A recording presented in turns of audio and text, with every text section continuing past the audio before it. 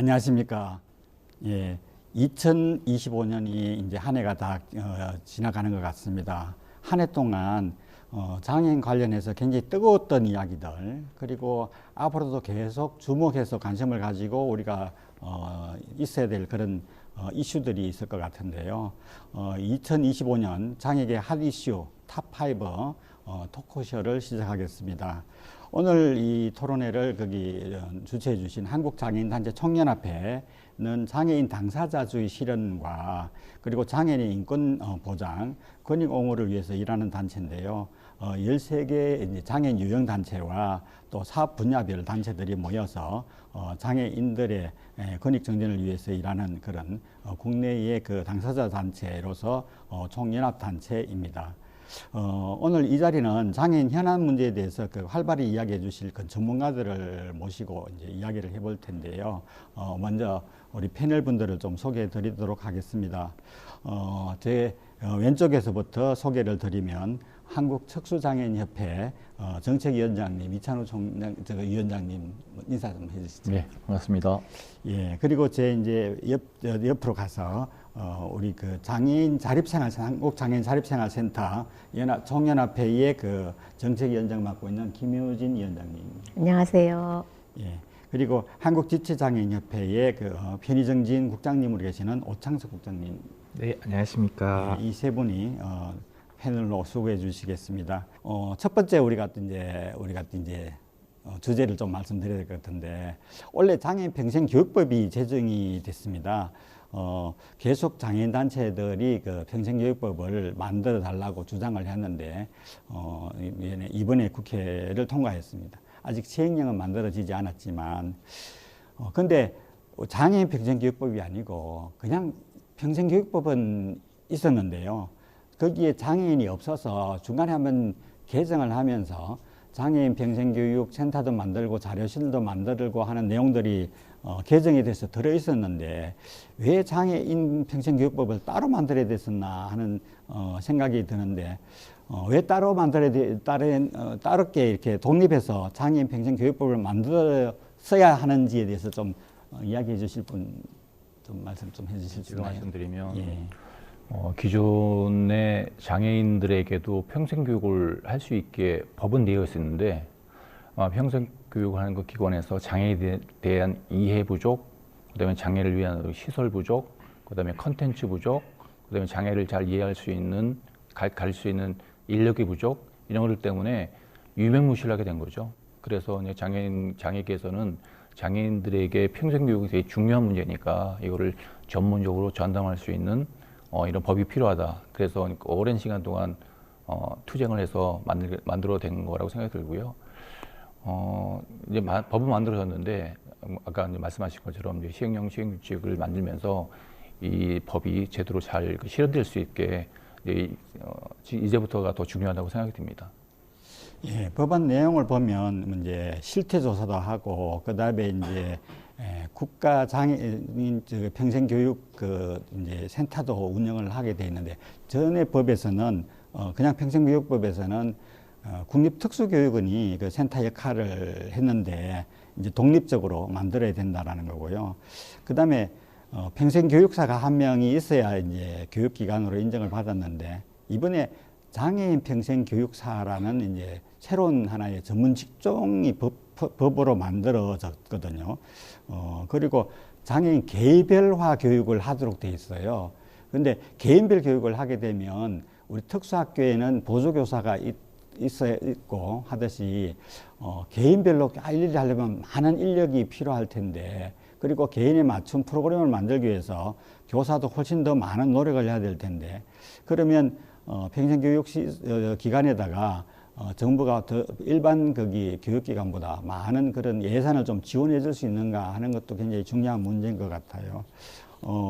평생교육센터가 현재 이제 지자체에서 일부 지원받아서 하고는 있는데요. 우리가 평생교육협의회를 한다고 치면 거기 안에서 장애인 이야기는 목소리가 작으니까 장애인 평생교육협의회를 따로 만드는 것은 굉장히 의미가 있는 것 같죠. 네, 네. 예. 근데 이게 장애인 개인별 교육을 하려면 행정교육 전문가가 특수교사처럼 어느 상당한 수준의 저 전문성이 있어야 된다고 생각되는데 그런 분을 어떻게 찾고 교육을 해야 될 것 같은지 혹시 좀 생각나시는 게 있나요?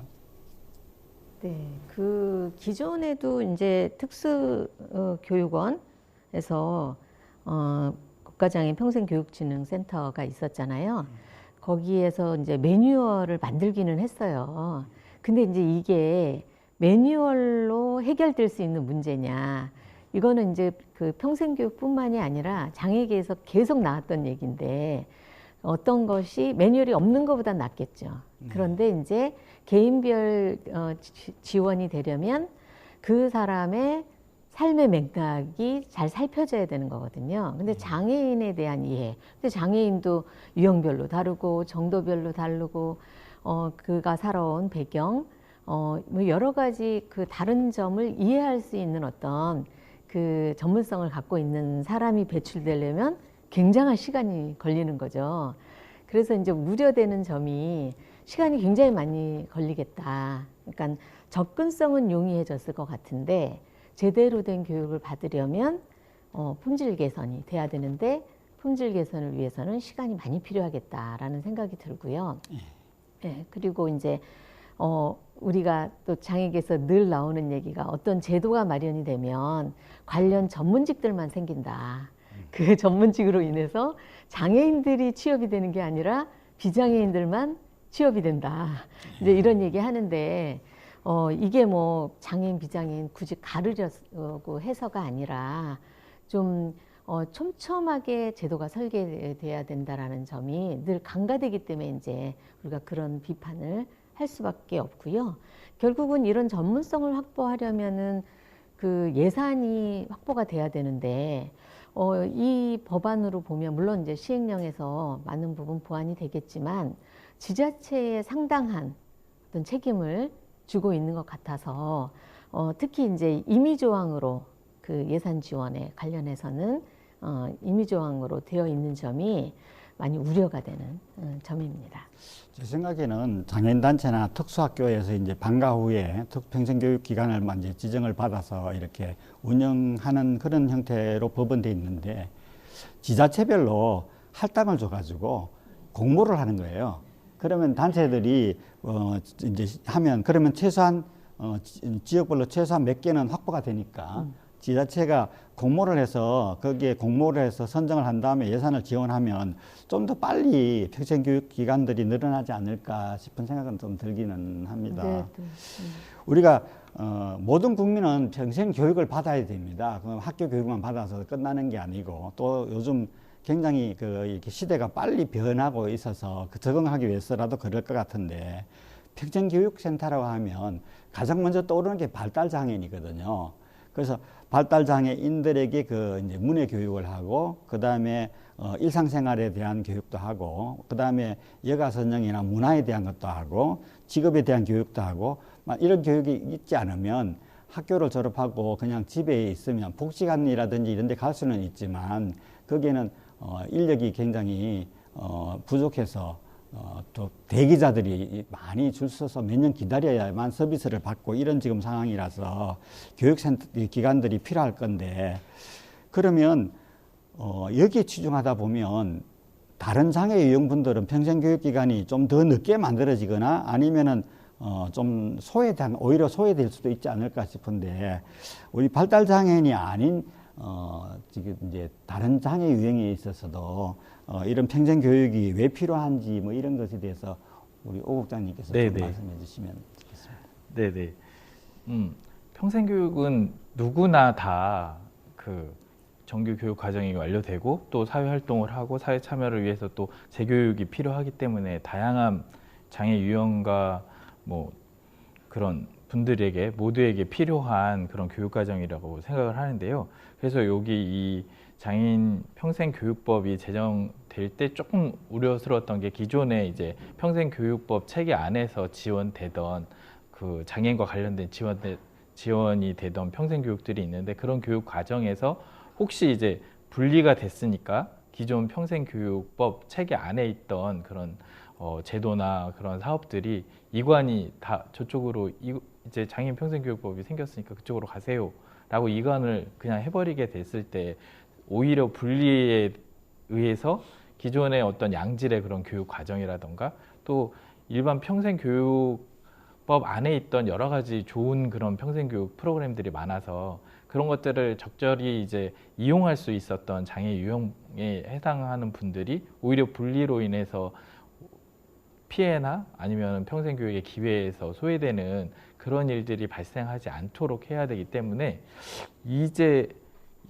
우리가 더 해야 할 일이 더 많아진 이 숙제가 아닌가 싶습니다. 그래서 이게 분리가 아니라 이런 평생 교육에 대한 권리를 더 확장할 수 있는 추가적인 그런 제도나 운영을 면밀히 봐야 되고 또 앞으로 만들어질 시행령이라던가 시행 규칙에서 이러한 내용들이 좀 보완이 될 수 있도록 우리 장애계가 더 많이 참여하고 관심을 가지고 이 법을 참여를 할 수 있는 그런 기회가 마련되길 바라겠고요.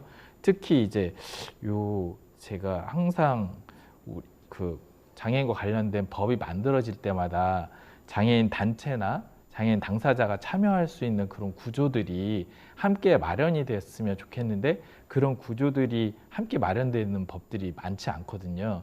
요거가 지금 장애인 평생교육법이 결국에는 교육부가 소관하게 될 텐데 교육부에서 이 법을 이제 진행을 하고 제도를 운영을 할 때 장애인 당사자 단체나 장애인 당사자들을 어떤 구조로 참여를 시킬 것인가 그러한 구조들도 우리가 함께 좀 보완을 해나가야 되지 않을까라고 생각합니다. 예, 김현준 위원장님, 우리가 법에 보면 목적에 보면 이게 장애인들도 평생교육에서 동차별 없이 이제 기회를 얻기 위해서 이 법을 만든다고 했어요.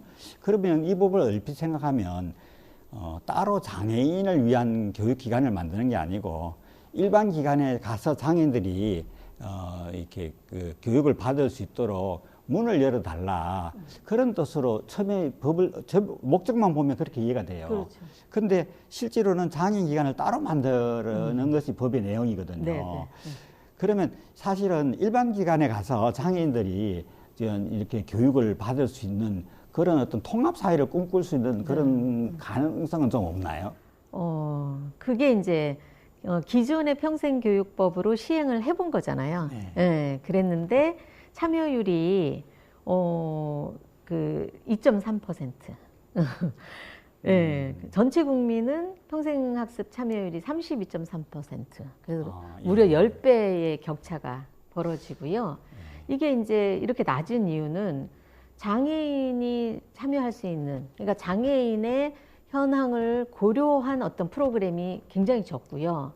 그 다음에 기관의 문턱이 높은 거죠. 예를 들면 접근성이 가장 중요할 텐데, 예, 그런 이제 그 문제 때문이라고 보여지고요. 특히 이제 발달장애인 이외에 성인 그 장애인의 경우, 예를 들면 이제 초중 학교 과정밖에 이제 학력 인정 문해교육 과정이 없잖아요. 그럼 고등교육은 어디에서 받아야 되느냐? 근데 이제 고등학교 학력을 취득하려면 검정고시 봐야 되거나 뭐 학력 인정 평생교육시설 또는 뭐 방통고에 입학을 해야 되는데 이게 이제 사실은 성인 중증 장애인의 경우에는 굉장히 거리가 먼 거예요. 검정고시 합격률 잘 아시잖아요. 예, 1년 교육해도 한두 명 합격하기 굉장히 어렵거든요. 그만큼 이미 격차가 벌어진 것을 좁힐 수 있는 어떤 프로그램이 지금 부족하다. 그래서 그런 이제 격차를 메워야 하는 문제가 있는 거고요. 저는 특히 그 장애인 중에서도 장애 여성의 교육률이 또 장애 남성과 비교했을 때 절반 있겠죠? 수준밖에 예. 안 되거든요. 그 장애 여성들이 소외되고 차별받는 문제점을 어떻게 개선할 것인가에 대한 접근이 있지 않으면 장애 여성이 절반 가까이 되는데 그 격차를 메우기는커녕 오히려 점점 더 벌어지는 거죠.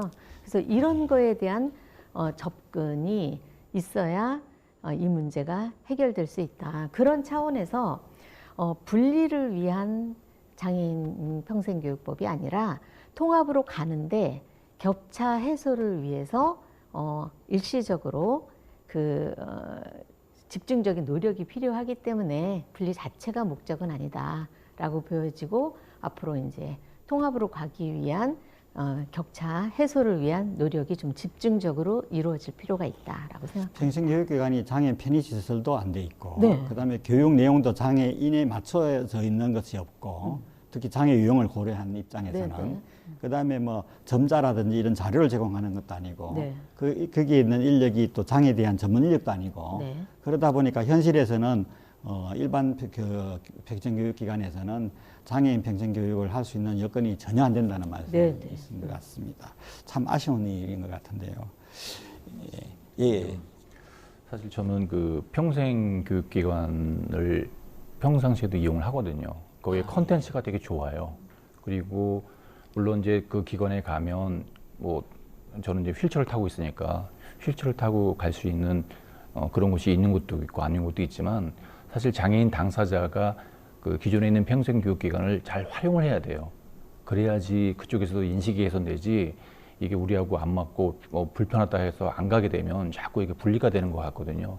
그런 차원에서 아까 이제 말씀하신 뭐 발달 장애인이나 최중증 장애인들은 뭐 별도의 게 필요하다 하더라도 이동이 가능하거나 이런 걸 이용할 수 있는 분들은 최대한 이용해서 우리 장애인이 스스로가 뭔가 그 평생교육기관에 자주 참여해서 우리가 뭐 그 통합의 인식 개선의 어떤 길을 마련하는 것도 되게 좋다고 생각이 들고요.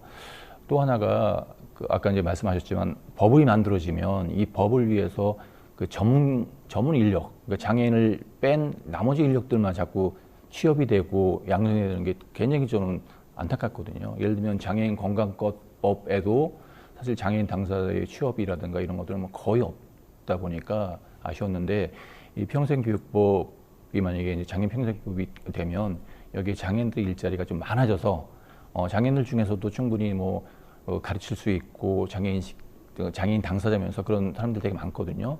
그런 분들이 어떤 새로운 직업을 통해서 장애인들에게 자기의 어떤 지식도 전달하고 뭔가 교류할 수 있는 그런 일자리가 좋은 일자리가 많이 생겼으면 좋겠습니다. 이찬우 위원장님 아까 말씀하신 것 중에서 이제 장애인 당사자들이 적극적으로 참여해야 인식 개선도 되고 활성화가 된다라고 말씀하셨는데 저는 이게 이제 그 지원 방식이 장애인들에게 직접 지원되는 제도도 좀 활성화됐으면 좋겠어요. 이번 기회에. 그래서 뭐 예를 들면 개인 예산제에 이 교육 분야를 포함해가지고 본인들이 그 직접 내가 교육에 필요한 거는 직접 사용한다든가 건강 쪽에 사용한다든가 이런 식으로 그 컨텐츠가 많아져야 그 개인 예산제도 되는 거잖아요. 그런 면에서 장애인 당사자에게 직접 지원하는 방식으로 고려를 했으면 좋겠습니다. 우리가 현재 그 개인 예산제 이제 활동 지원 서비스 중에 20% 범위 안에서 이제 장애와 관련된 보조기구를 구입한다거나 네. 뭐 교육 프로그램비를 쓴다거나 이게 가능은 한데 네. 거기에 실제로 풀려 안 되고 있는 있잖아요. 바우처가 보건복지부에서 하는 바우처까지만 풀려 그러니까요. 있어요. 네. 그래서 다른 부처까지는 연결이 안 되고 있어서 이게 부처 간의 어떤 협의가 안 되다 보니까 그런 문제가 좀 또 있기도 한 것 같기는 합니다. 예. 두 번째 우리 이제 이슈로 좀 넘어가 볼까 하는데요. 디지털 정보 접근이 후퇴했다 이런 이야기들을 원래 많이 했었어요. 우리가 장애인이 차별받지 않고 접근성이 이제 차별과 굉장히 연관이 있어서 접근을 하게 한다는 게 이제 물리적 접근은 편의시설이고 그 다음에 이제 정보 접근이라고 해서 디지털 접근 같은 것들을 이야기를 하고 있고 한데요. 법에서는 이제 장애인 차별금지법에서 차별을 금지하기 때문에 정보 접근에 관한 이제 조항이 있고, 그 다음에 지능정보화 기본법에서 장애인의 접근성을 보장하도록 하는 법이 또 있는데, 또 내년부터 새롭게 이제 시행되는 게 디지털 포용법이라고 해서 또 이렇게 시행되고 있는데, 이때까지 웹 접근성은 이제 의무는 아니고 이제 하지만 권장으로 해왔었는데 키오스크 접근성을 이제 반드시 하도록 장애인 차별금지법이나 또는 정보지능사회 기본법에서 해놨다가 이제 개정을 하면서 장차법을 개정을 하면서 이 의무 대상자를 좀 이렇게 완화를 했단 말이죠. 원래 법이 이제 시행령 개정이었는데 장차법 시행령에서 장차법에서는 장애인차별금지법에서는 모든 이제 키오스크들은 장애인도 이용할 수 있도록 반드시 해야 된다.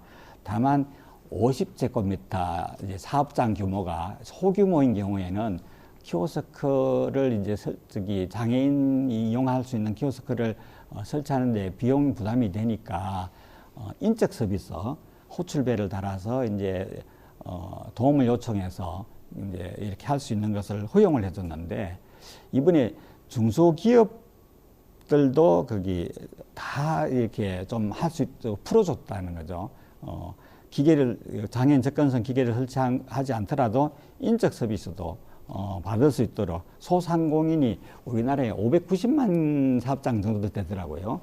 예, 그것들을 다 풀어주는 것이 장애인들한테는 거센 어떤 반발을 이제 가져왔는데 또 차별금지법하고 또 다르게 정부 진흥사회기본법에서는 장애인 접근성 키오스크를 설치하든지 아니면은 키오스크가 아닌 인적 서비스를 받든지 뭐 이거를 어느 것 중에 하나를 반드시 해라 이렇게만 돼 있어서 장차법에서는 어쨌든 키오스크를 설치하지 않으면 3천만 원 이하의 과태료를 이제 1년 이하의 징역 이렇게 돼 있고 또 진흥정보사회기본법에서는 1회 적발 시에는 뭐 500만 원, 2회 때는 800만 원, 뭐 3회 때는 얼마나 이렇게 금액을 해서 과태료를 한다고 하는데요. 이게 소상공인들의 이렇게 장애인들을 위해서 이런 키오스크 접근성을 갖추는 것이 너무나 부담스러워서 완화를 해달라는 그런 강한 요구가 있었던 것 같은데 이게 장애인 권리가 우선이냐 요즘 경제도 어려운데 소상공인들의 문제가 더 이렇게 어느 것이 우선이냐 이런 문제가 있을 수 있는데 정부가 결국은 소상공인한테 굴복한 거 아니냐 뭐 이런 이야기까지도 하고 있고 법이 있는 거를 후퇴를 할 수 있냐 시행도 하기 전에 이런 이야기도 있는데 어떻게 생각하시는지 우리 이찬호 총장님부터. 사실 이 문제가 굉장히 이슈가 됐었죠. 왜냐하면 이제 그 사안을 바라보는 상황마다 사실 그 장애인도 뭔가 이제 거동이 좀 원하시는 분하고 그렇지 않은 분하고 또 얘기 나뉘고 또 소상공인 입장도 있고 그래서 이게 굉장히 좀 첨예한 문제였던 것 같아요. 이 문제 때문에 뭐 회의도 많이 하고 토론도 많이 했는데 장애계에서는 어쨌든 권리가 우선이다. 이게 동등하게 접근할 수 있는 그게 권리가 있어야 되는데 이걸 후퇴하는 거 아니냐는 그런 것 때문에 볼멘소리를 많이 했는데요. 저는 그럼에도 불구하고 이게 시행될 거라고 생각을 했거든요. 근데 결국에는 이제 소상공인들이 그동안 뭐 코로나나 뭐 여러 가지 경제적으로 좀 안 좋은 그런 것 때문에 좀 과도한 부담이어서 그런지 모르지만 그렇게 돼서 좀 안타까움은 있어요. 근데 우리가 이럴 때 좀 지혜를 좀 많이 좀 발휘해야 될 것 같아요. 그러니까 우리가 뭐 이거 아니면 이거 하고 사실 중간의 과정이 뭐가 있을까? 요즘에 우리가 어떤 분들은 뭐 스마트폰으로 해서 이렇게 뭐 QR 코드 같은 걸로 이렇게 뭐 주문을 하거나 아니면 다양한 방법에서 고민을 많이 해야 될 것 같고요.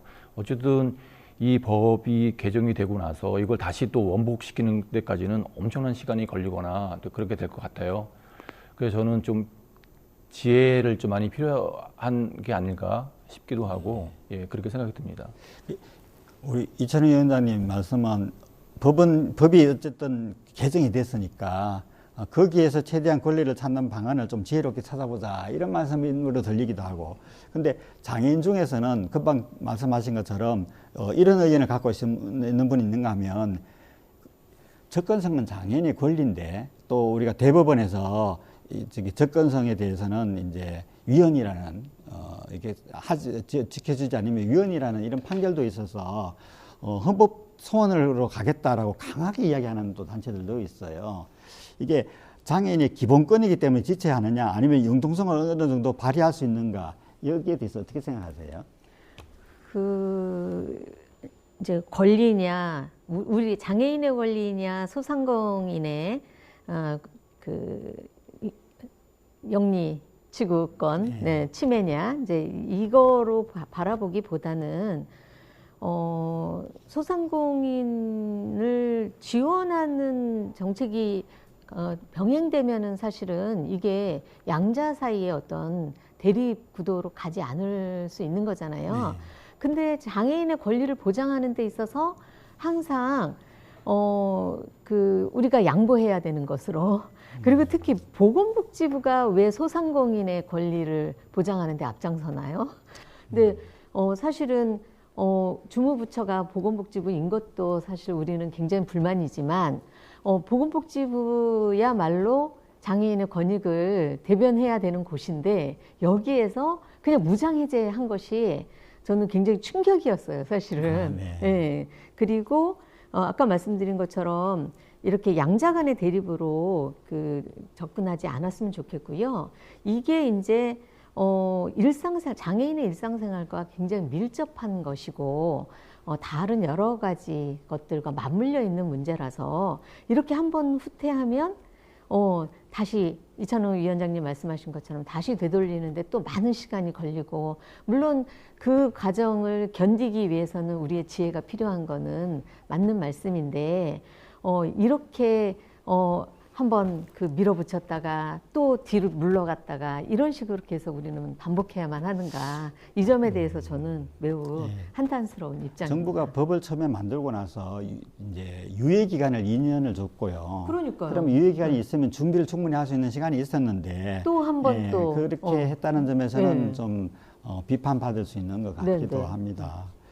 우리가 접근성을 갖추지 않으면 이제 과태료를 이제 부과를 하게 되는데 장차법 같은 경우에는 국가인권위원회에다가 진정을 해야 되고 그러면 시정 권고를 하고 권고를 했는데도 이제 계속 안 하면 이제 법무부에 넘어가서 거기서 차별시정위원회에서 이제 결정을 해서 법무부 장관 명의로 이제 시정 명령 또는 과태료 이렇게 갈 수 있는데 그러려면 몇 년이 걸리기도 하고 우리 장차법 만들어진 지 10몇 년 됐는데 이때까지 단 한 건도 차별별 시정위원회에서 이 과태료를 이렇게 부과한 적이 단 한 건도 없다는 거예요. 그래서 과연 이 벌금제도가 실효성이 있는가라는 생각이 들고 두 번째로는 이제 우리가 지능정보사회기본법에서도 과태료를 이제 부과는 하는데 그러면 조사를 누가 할 거냐라는 문제가 있는 거예요. 조사를 해야 되는데 그러면 장애들이 어느 기관에다가 신고를 하면은 이게 벌금이 과태료가 나오는 건지 이런 어떤 법에 부과하는 이제 과태료는 있지만 이게 어떻게 해서 한다 아니면은 일제히 공무원이 다니면서 조사를 해서 단속을 하는 것도 아니고 그러면 장애인들이 이렇게 이런 것들을 신고를 하는 어떤 체계를 만들어야 되는지 여기에 대해서는 어떻게 생각하시는지 우리 오 국장님 좀 말씀해 주시죠. 네네. 실태 조사를 실시하도록 되어 있어가지고 하는 제도는 있는데 사실 말씀하신 것처럼 실제적인 운영을 할 때에는 이게 과연 누가 진짜 실태 조사를 어떤 식으로 어떻게 할지 그리고 또 과연 그 실태 조사를 참여하는 참여자들을 어떻게 교육을 해서 그분들이 실질적인 그런 내용들을 파악하고 조사를 할지 그러니까 일반적인 키오스크의 내용만을 이제 파악을 하게 될 경우들도 많고 또 이제 장애인과 관련된 여러 기능이라던가 그런 키오스크의 그런 설치의 기본적인 내용이라던가 이런 것들을 이해하고 조사를 해야 되는데 그런 것들을 과연 과기부에 있는 그런 체계 안에서 이게 실효성을 거둘 수 있는지는 굉장히 의구심이 많습니다. 그래서 이거와 관련한 내용들도 이제 장애인과 관련된 감수성과 그런 설치의 기본적인 상황들을 충분히 이해하고 있는 곳이 참여를 하든 아니면 같이 하든 연계되는 그런 체계가 필요하다고 생각이 되는데 그런 것들을 다 이제 앞으로 또 우리가 해야 할 그런 과제가 될 거라고 생각이 들고요. 지금 제가 생각하기엔 키오스크 관련해서 더 큰 문제는 지금 조금의 그런 조금이라기보다는 아무튼 후퇴를 좀 하였는데 이 후퇴된 상황이 더 악화될 수도 있다, 더 많이 후퇴할 수도 있다라는 생각이 들거든요. 그러니까 이 상황이 이제 그냥 조금 완화한 그런 상황이 아니라 이게 원칙이 되어버릴 수도 있고, 그리고 더 큰 그런 상황으로 퇴보하는 그런 경향을 가질 수 있게 되는 상황이. 중견기업에서도 뭐 왜 저기 소상공인만 봐주냐, 우리도 봐달라, 네. 뭐 그럴 수 있겠죠. 그렇습니다. 그래서 이 후퇴가 원칙이 되어버리는 상황이 될 수 있기 때문에 그런 것들을 이제 더 이 상황을 어떻게 반전을 시켜서 더 앞으로 나아갈지에 대한 것들이 고민이 있어야 될 것 같고요. 후퇴를 하는 상황에서 대신 담보로 앞으로는 더 이제 개선할 수 있는 여지나 상황들이 만들어져야 되는데, 제가 봤을 때는 지금 개선의 여지가 사실 없다라는 게 더 안타까운 상황이라고 생각이 들거든요. 그래서 네, 개선할 수 있는 방법들을 우리가 또 빨리 제안을 하고 그런 방안들을 같이 고민해서, 이런 방안들을 복지부가 같이 고민해서 그런 제도를 어떻게 더 이제 보완해 나갈 수 있는지를, 그런 절차나 제도 운영을 어떻게 개선할 것인가를 찾아봐야 되는 시기가 아닌가 싶습니다. 우리가 이제 장애인 관련해서 어떤 정책을 시행할 때 기획 단계부터 장애인을 참여시켜 달라. 그래야 이제 나중에 오히려 비용도 절감할 수 있잖아요. 그런데 여전히 지금 몇십 년째 얘기하고 있는데 그것이 적용이 안 되다 보니까 이런 이제 그 소상공인은 빼주고 뭐 이런 후퇴 정책이 나올 수밖에 없는 것 같거든요. 근데 과학기정통부에서 그 키오스크에 대한 기술 지원을 해서 그 자영업자나 소상공인 부담을 완화시키겠다 하고 추경 예산도 확보를 했다라는 뉴스를 봤어요. 그렇게 되면은 이제 기술력이 보급 확대되고 배리어 프리 키오스크 공급이 늘면 단가도 낮아지고 이제 이런 이제 선순환이 이루어질 텐데, 늘 이제 법은 떡하니 마련해 놨는데 현실은 그게 따라가지 않으니까 후퇴시켜주고, 이런 식으로 계속 반복하는 게 꼭 키오스크 문제만은 아닌 것 같고요. 근데 키오스크야말로 일상생활과 너무나 밀접하기 때문에 첨예한 문제로 지금 대두되는 게 아닌가 싶습니다. 예, 그러면 우리가 이제 세 번째 주제로 좀 넘어갈까 합니다. 통합 돌봄 또는 뭐 돌봄 통합 이렇게 이야기하는데, 저는 자연스럽게 이야기하면 돌봄 통합보다는 통합 돌봄이 말이 맞는 것 같은데, 법 이름이 요약을 하다 보니까, 약자를 쓰다 보니까 이게 돌봄 통합이 됐어요. 예, 의료, 요양 뭐 등 지역 사회 뭐 돌봄의 통합에 관한 지원에 관한 법률 이러다 보니까 돌봄 통합 이렇게 됐는데, 이 법이 원래는 노인을 위해서 만든 법입니다. 요양을 이제 통합 돌봄을 하기 위해서 만들었는데, 장애인들도 필요하다라고 이제 주장을 하니까 노인이라고 하지 않고 노세라 그랬어요. 노세, 장애인 등을 대상으로 한다라고 이 법이 했습니다. 그런데 이 서비스를 이용하는 대상이 활동 지원 서비스에서 탈락된 사람이라고 되어 있어서 전 장애인을 대상으로 하는 것 같지는 않다는 생각이 또 들기도 하고, 여기서 하고 있는 서비스는 보면 건강 관리라든지 또는 이제 그 장애인에 대해서 이제 일상생활하는데 도움을 받는다거나, 홈스마트라든지 보조기기도 있고요, 주택도 있고, 주택 지원도 있고, 여러 가지 복합적인 게 있어서 통합적으로 돌본다고 하는데, 그런데 신청을 또 해서 그러면 통합 돌봄 하는 데서 개인별로 어떤 것이 필요한지 조사를 해서 또 종합적으로 지원해 주겠다 그러는데, 원래 시범 사업을 하고 있는데 장애인들 유형을 골고루 해서 하지도 않고 전체 하는 데서 장애 몇 명만 추가해서 그냥 장애는 16만 해서 시범 사업을 하는 것 같아서 내년부터 본 사업을 이제 해야 되는 입장이거든요. 그래서 통합 돌봄법이 굉장히 모든 것들을 종합적으로 돌봐준다라는 점에서 국민들이 누구나 안심하고 살아갈 수 있을 것 같기도 한데, 장애인한테 이게 현실성이 좀 있는 건지, 현재 정부가 추진하고 있는 게 실제로 모든 장애인들이 이 통합에서 돌봄에서 보호를 제대로 받을 수 있을 건지 어떻게 생각하시는지 좀 여쭤보고 싶습니다. 이게 참 베일에 쌓여 있는 제도인 것 같아요. 그러니까 필요한 거는 같은데 과연 우리에게는 뭐지? 라고 생각이 드는데, 사실은 이게 그 오해를 할 수 있는 것 같아요. 모든 어르신들, 모든 중증의 장애인들이 다 이 혜택을 받을 것 같은데 그렇진 않아요. 이게 보면 뭐 기준이 있어요. 그래서 보건복지부 장관이 정한 기준에 의해서 하게 되는데, 아무래도 중증도 위주로 뭐 하겠죠.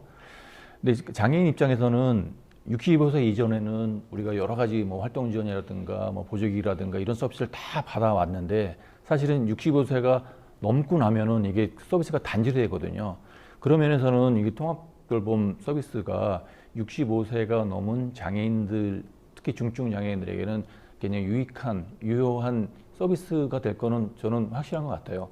근데 65세 이전에 장애인 중에서도 이 대상을 우리가 넓혀달라고 얘기했고, 이걸 그렇게 하겠다고 했는데 아직까지 정확한 그림이 지금 안 나와 있어서 제가 계속 좀 관찰을 해야 될 것 같고, 또 이게 장애인 건강권법하고 통합돌봄법하고 또 어떻게 되는 건지, 활동지원제도하고 이거하고 어떻게 되는 건지, 이게 제도가 이게 겹친 부분이 되게 많아서 이걸 어떻게 조율하고 해야 되는 것인지 굉장히 좀 고민이 많은 것 같습니다. 이게 복지부도 그렇고요. 그래서 법이 여러 개가 이제 겹치잖아요. 겹치기 때문에 이제 다만 통합돌봄은 활동지원사가 장애인 종합적인 것을 돌봐주는 건 아니니까 사회복지, 예를 들면 사회복지사가 있어서 통합돌봄을 이제 하는데 누구를 이제 담당을 하게 되면 아니면 그게 이제 전문 이제 복지사가 될 수도 있고, 아니면 통합돌봄센터가 될 수도 있고, 거기에서 대상을 선정을 하면, 그러면 어떤 것이 이제 개인별로 이제 어떤 것이 필요한 서비스가 필요한 건지 이제 심의를 해서 그것에 대해서 계속 돌봐주는 어떤 시스템이 하나 추가가 된다고 치면, 그러면 예를 들면은 건강에 관한 문제라면 이제 우리가 장애인 건강관법에 연계를 시켜주고, 그 다음에 활동 지원에 관계된 거라면 그쪽 법에 서비스하는 것과 연계시켜주는, 그러니까 이 통합돌봄 담당하는 사람이 서비스를 직접 혼자서 다 줄 수는 없는 거니까 결국은 연계를 해야 되는 문제가 또 생기다 보니까, 그러면 옥상옥처럼 관리하는 사람이 있고 또 서비스 주는 사람이 있고 이렇게 또 돼서 결국은 관리하는 인력만 늘어나는 건 아니냐. 그 비용이 결국은 장애한테 가야 될 돈이 그런 관리비의 경제적 경비로 또 다 빠지는 거 아닌가, 이런 또 걱정이 있기도 합니다. 거기다가 여기서는 활동 지원에서 탈락된 사람만 대상으로 한다고 치면 장애인들이 정말로 혜택을 제대로 받을 수 있을까, 더 필요한 사람한테 더 많이 갈 수 있는 것이 될까 하는 걱정이 있는데, 이 법이 어떤 장애인이 그냥 단순히 그 필요하다고 해서 끼워 넣은 건지, 아니면은 장애인에 대한 별도의 체제를 제대로 갖추려고 하는지는 아직 잘 모르겠는데, 좀 상황을 어떻게 보십니까? 네, 저야말로 굉장히 그 모호하고 가늠할 수가 없다라고밖에 말씀드릴 수가 없는데요. 이제 제 입장에서 생각해 보면 제가 여기에서 어떤 그 지원을 받을 수 있을까? 별로 그려지지가 않아요. 기존 이제 그 커뮤니티 케어에서도 마찬가지였고, 건강 주치 제도에서도 사실은 뭐 한 번도 그 문을 두드린 적이 없거든요. 그게 실효적이라고 느껴지면 안 할 리가 없잖아요. 그런데 거시적이긴 해요. 그리고 제공자 중심에서는 복지 전달 체계를 만드는 것이 굉장히 시급하다고 여겨질 수 있으나, 이것이 이제 지역사회 내에서 촘촘하게 이 커뮤니티가 그 가동되지 않으면 사실은 뭐 우리에게 체감되는 건 그 거의 없을 거라서 이제 역시 그 우려하고 있는 중이고요. 특히 저는 대상이 되게 중요할 것 같아요. 그러니까 노인을 대상으로 하고 있는데 장애인을 끼워 넣은 듯한 느낌. 네, 그래서 그 장애인 중에서도 그 정신장애인들, 그리고 등록장애인 중심으로 또 이게 전개될 수밖에 없잖아요. 근데 등록되지 않았지만 이 지역사회 내에서 돌봄이 필요한 사람들, 그런 장애인들이 잘 발굴돼서 그 적절한 지원이 이루어진다라면 제대로 가동되는 거죠. 근데 이제 선별에서부터 배제된다라면 사실은 희망이 없는 거죠. 그래서 이 이후에 좀 촘촘하게 이 제도를 가동하는 데 있어서 우리의 목소리가 좀 더 많이 필요하겠구나. 다른 어떤 제도보다도. 네. 법이 생기면 뭐 센터가 항상 만들어지더라고요. 그러니까요. 뭐 특수교육, 뭐 교육이면 교육센터가 생기고 또 뭐 인권 관련되면은 뭐 권익증진센터가 생기고 그것처럼 이 돌봄 통합 돌봄 센터가 만들어져서 거기서 대상자를 발굴을 해서 그 다음에 여러 가지 연계해서 서비스를 한다. 이걸 뭐 옛날에는 토탈 커뮤니케이션 이런 말도 썼던 것 같아요. 네. 예, 그래서 그런 것들을 하겠다라는 건데 예를 들면은 뭐 집에서 방문해서 어떤 의료 서비스를 받고 싶다. 그러면 이제 방문 요양처럼 이제 의사나 간호사가 방문해서 할 수도 있고 또 뭐 이제 우리 지체장애인 같으면 이제 근육이 어떤 물리치료가 필요하다 그러면 물리치료사가 방문을 할 수도 있고 또 뭐 한의사가 상담을 할 수도 있고 뭐 이런 여러 가지들을 프로그램을 할 수 있는데 이게 센터라는 것을 만들다 보면 센터가 갖고 있는 예산이라든가 인력의 또 한계에 묶이기도 하거든요. 그래서 사실은 굉장히 어려움이 있을 것 같은다. 근데 여기 시행령을 또 만들어야 되잖아요. 네. 그러면 시행령에서 과연 우리가 장애인 당사자 목소리를 얼마나 잘 담을 수 있느냐. 그래야 우리가 우리 것을 찾을 수 있는 거니까요. 그래서 시행령 문제가 있는데 우리 주치의제도만 해도 몇 년째 시범사만 계속 하고 있다 보니까 아직 장애인들은 전혀 못 느끼는 거거든요. 정부가 본예산을 할 수 있는 예산을 확보는 못하고 법에서는 하라고 돼 있고 하니까 계속 시범사업 그러면서 아주 조그맣게 계속 시범만 해보고 있는 거예요. 혹시 우리 지체장애인협회 같은데 주치제도가 굉장히 실적이 부족한데 단체가 좀 협조를 해달라든가 단체한테 의견을 좀 들어보고 좀 활성화할 수 있는 방안을 좀 같이 연구를 해보자든가 그런 요청이 있었나요? 당사자 단체에? 아니요. 그런 내용은 따로 저희에게 제안을 하거나 한 적은 없고요. 건강권과 관련하여서도 여러 가지 기관도 생기고 뭐 여러 가지 제도들이 생겼는데 그런 제도들이 제대로 운영이 못 되고 있는 뭐 여러 가지 요소들이 있겠지만 제가 봤을 때는 저의 개인적인 의견은 판정 체계가 우리나라의 그 장애인에 대한 판정 체계가 워낙에 그런 장애인의 그 그 의료적인 상황들, 의료적인 접근 방식으로 되다 보니까 그거 이외에는 아는 게 없거든요. 장애인에 대해서. 그렇다 보니까 어떤 통합적인 지원이나 어떤 서비스가 필요한지 이런 내용들에 대한 이해를 전혀 할 수가 없고 장애인의 궁극적인 어떤 그런 사회 자립이라던가 사회 통합과 관련 필요한 그런 상황들이 마련이 되어야 되는데 그런 것들을 전혀 이해하지 못하는 상황에서 자꾸만 다른 제도들만 만드는 상황들이 계속되고 있는데요. 요 돌봄 통합 같은 경우에도 마찬가지로 장애인에 대한 이해나 이런 것들이 없이 통합적으로 지원을 하게 됩니다. 통합적으로 관리하고 지원하는 건 너무 좋은데 그러나 장애인에 대한 이해나 장애인의 어떤 상황들이 있는지 그리고 어떤 서비스 대상자가 얼마나 있는지 이런 내용들을 전혀 파악하지 않은 상황에서 이런 관리 제도가 만들어진다? 이게 과연 실효성을 잘 만들어낼 수 있을지 너무 의구심이 생기고요. 그와 관련된 장애계가 또 이거에 대한 그런 시행령과 시행규칙을 만들면서 어떻게 참여 폭을 더 늘릴지 그런 것들이 또 다른 과제가 되지 않을까 싶습니다. 예, 캐나다 같은 경우에는 거기 이제 통합 돌봄이 필요한 사람을 이제 발굴을 해서 그래서 이제 그게 굉장히 자립 생활을 하는데 어떤 지원이 필요하겠다라는 이제 욕구가 있다 그러면 이제 발굴을 하게 되는데 이제 담당 공무원 한 명이 이제 돌봄 이 대상 15명 정도를 관리를 해요. 그러니까 굉장히 자주 보면서 돌봐줄 수 있는 그런 체계가 되어 있는데 우리는 아직 그런 게 첫째는 안 돼 있어서 통합 돌봄이 상당히 막연하기도 하고 그다음에 두 번째로는 시범 사업을 하면서 이런 거예요. 뭔가 장애인한테 뭔가를 서비스를 줘야 되잖아요. 근데 사실은 줄 게 없는 거예요. 주머니는 비어 있는 건데 주기는 해야 돼요. 그러면 결국은 지역 사회에서 줄 수 있는 걸 다 조사를 해요. 그러면 뭐 도시락 배달하는 뭐 노인들 도시락 배달 사업이 있다. 그러면 거기다가 이 장애인한테 또 도시락 좀 갖다 주세요. 그러면 도시락 배달 서비스를 하나 했다. 실적은 잡아야 되니까. 그러면 실제로 장애인한테 필요한 걸 주는 게 아니고 지역에 있는 것 중에서 남는 거 또는 뭐 줄 수 있는 뭔가를 하나 주기는 줘요. 그런데 이것이 실제로 장애인에게 딱 맞춰져 있는 서비스가 아니고 기센터에서 했는 사업 실적만 늘어나는 그런 경우도 많이 우려되는 그런 부분도 있다고 생각이 듭니다.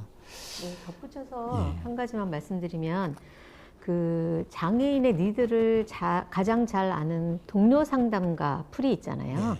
그래서 동료 상담가 인력 풀을 좀 투입해서 니드를 파악하고 그 다음에 그 대상자 확보를 하고 그 다음에 이제 실질적으로 그 가동이 된다라면 그 훨씬 우리 그 피부에 와닿을 수 있는 이 사업이 되지 않을까라고 생각이 드는데 지금 현재 동료 상담가들이 사회복지 프로그램에 갇혀가지고 상담 건수 몇 개, 상담 일지 쓰는 것 여기에 지금 매몰되어 있거든요.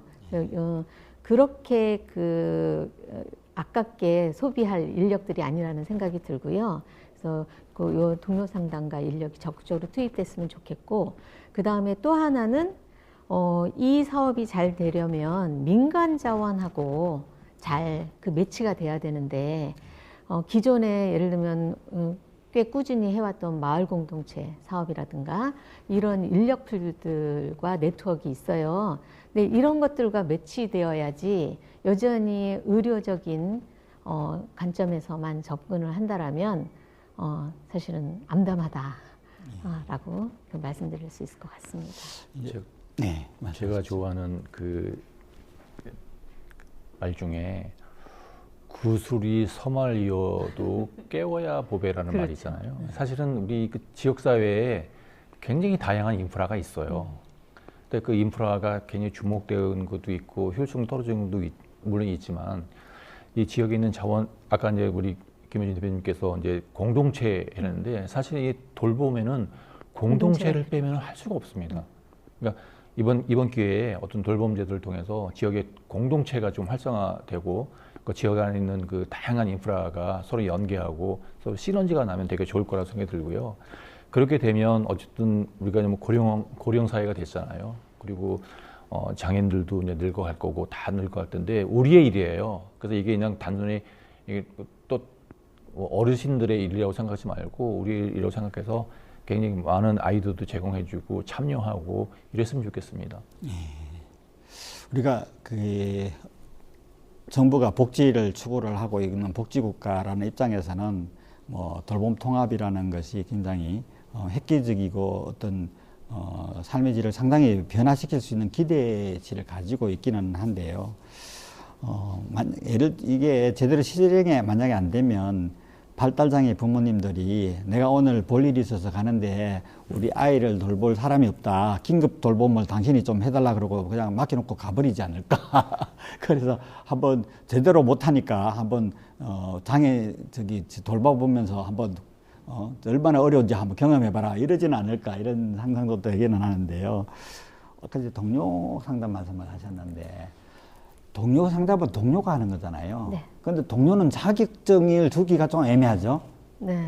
그러면 동료가 잘못 안내를 할 수도 있지 않을까 이런 우려도 있기도 하고 자격이 없어서 전문성이 없는 걸로 좀 이렇게 부정될 수도 있는 부분도 있기는. 그게 사회복지계에서 계속 이제 비난받는 측면인데 저는 그 전문성을 무엇으로 보느냐 기준이 달라야 된다고 생각하고요.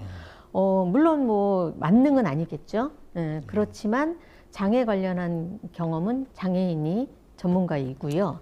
뭐 오류가 있을 수 있는데 슈퍼비전이 있으니까요.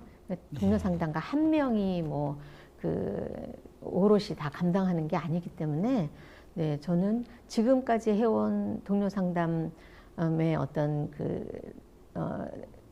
노하우, 경험을 가지고 여기 이 사업에 적극적으로 투입한다라면 충분히 가능하다고 생각합니다. 같은 동료니까 가려운 것을 더 잘할 거고, 그럼요. 그다음에 먼저 장애인이 돼 봤으니까 어떻게 견뎠는지 이제 경험을 가지고 있을 텐데. 책으로 배우는 거하고는 다르다는 그렇죠. 거. 네. 예, 그런 게 있는데 우리가 장애인 자립생활센터에 이게 필수적인 게 동료 상담이기도 하고 또 우리 정신장애인들도 의사들이 하면 오히려 반발심도 있기도 하고 그래서 특히 정신장애인들은 동료 상담이 굉장히 그 도움이 된다고는 합니다. 근데 이 동료 상담이 현재 그게 활성화되려면 여기에 대한 이제 단순히 프로그램 이제 시범적으로 해보는 게 아니라 체계를 좀 갖추도록 정부가 이거를 인정을 해서 동료 상담에 대한 좀 그 예산을 제대로 지원하면서 이루어져야 될 것 같다라는 생각이 드는데. 한자연이 노력해야 될 측면이라고 봅니다. 예, 그래서 한자연은 할 일은 참 많은데 예, 제가 오늘 한자연에서 오셔서 우리 네 번째 이야기로 넘어가도 될까요? 네. 예, 네 번째 이야기는 우리 편의시설 설치 이제 학대에 대한 이야기인데요. 편의시설이 설치가 되어 있긴 한데 무용지물이다 또는 편의시설이 인정은 받았는데 그림의 떡이다 이런 이야기가 참 많이 나오고 있습니다. 언론에도 많이 나와 있고 과연 인정제도가 실효성이 있느냐부터 시작을 해서 그 인정만 받아놓고 그 다음에 쓸 때는 뭐 장애인 화장실을 만들어 놓고는 나중에는 뭐 창고로 그냥 만들어 놓고 쓰더라 뭐 이런 이야기도 너무나 많이 있기도 합니다. 우리가 편의시설에 대한 인정은 이제 BF라고 우리가 배리어 프리라고 하는데 이제 장애가 없는 그 생활환경 인정은 공공 건물은 이제 그것을 의무적으로 받도록 되어 있고 민간인 같은 경우 예를 들면 병원이라든가 이런 민간 같은 경우는 적합성 검사라고 해서 법에 있는 규정들을 잘 준수했는지를 이제 인정을 받아야 그 준공이 이제 떨어지는데요. 실제로 그 병원 같은데 이제 임대를 받아서 병원을 차렸는데 건물주가 허락을 안 해서 화장실을 고칠 수가 없는데 이게 통과 안 돼서 준공이 안 돼서 일을 시작을 못 한다. 그러면서 저한테 우리 지체장애인 협회가 이제 우리가 그런 이제 인정 기관을 가지고 있으니까 좀 힘을 좀 써달라 이런 부탁을 저한테도 많이 해요. 제가 그 기관은 너무나 딱딱해가지고 내가 이야기도 안 먹힙니다 이렇게 이야기를 하는데요. 현재 1년에 한 어느 정도 거기 적합성 검사를 하시나요? 아, 네. 지금 적합성 확인 업무로 작년에는 한 7만 7천 건 정도의 네, 인증이 있었습니다. 아까 말씀하셨듯이 BF랑 이제 기준 적합성 확인 제도가 두 가지로 이렇게 특징을 나눠볼 수가 있는데요. 그 건축물 인허가를 받는, 그러니까 건축물을 사용하고 건축물을 계획하는 그런 모든 단계에서는 전부 기준 적합성 확인을 받아야 됩니다. 그러니까 건축가에서 이제 진행을 할 때 만약에 이제 소방과 관련한 거는 소방과로, 환경과 관련된 거는 환경과로, 그럼 장애인 편의시설은 이제 장애인 편의시설 기준 적합성 확인 업무 수행 기관으로 이 관련된 내용을 전달을 합니다. 그러면 기준 적합성 확인 업무 수행 기관이 모든 건축물을 건축 행위가 있을 때 모든이라기보다 대부분의 건축물을 이제 그런 확인 절차를 진행을 하고 거기서 승인이 나야 건축과에서 건축물에 대한 건축 행위를 승인을 하기 때문에 그거와 연결돼서 진행이 되는 것이고요. BF는 공공기관이 건축주인 건물에만 그런 인증을 받도록 지금 진행이 되어 있고, 인증을 받으면 기준 적합성 확인 업무를 안 해도 되도록 그렇게 운영하는 그런 체계로 되어 있고요. 아까 말씀드렸다시피 이제 많은 건축물이 이런 의무 대상 시설로 포함이 됐으면 좋겠는데, 안타깝게도 이 소규모 시설이라는 면적 기준으로 봤을 때 작은 시설이라던가 이런 시설들이 이런 대상 시설에 포함이 되지 않기 때문에 그런 상황들이 이제 장애인의 실질적인 접근성이라던가 이런 실제 현실에서 맞닥뜨리는 그런 시설들에 접근할 때 이용이 가능한 시설들이 많지 않은 상황들이 계속 지속되고 있어서 그래서 그런 어려움들이 발생하고 있는 것 같습니다. 뭐 평생 이혼을 한 번도 안 한 사람인데 가정법원에는 한 번도 갈 일이 없는데 거기는 피니시스 잘 돼 있더라. 그런데 집 앞에 편의점에 가야 되는데 거기는 턱이 있어서 나는 못 가서 내가 당장 많이 이용하는 데는 편의시스 하나도 없고 내가 한 번도 이용 안 하는 데는 편의시스를 만들어놨더라. 이런 이야기도 하더라고요. 네, 맞습니다.